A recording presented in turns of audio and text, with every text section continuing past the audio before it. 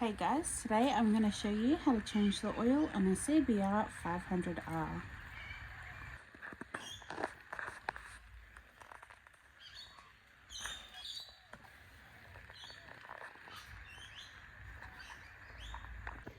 So to undo the oil filter, you slip the cup on just like that to undo it.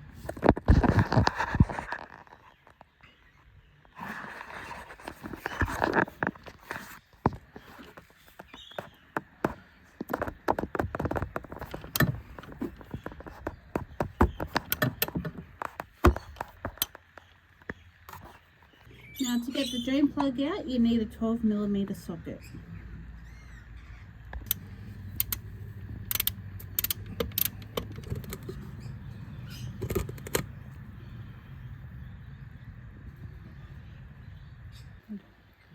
Now, before you put the new filter on, you need to put some oil around the O-ring.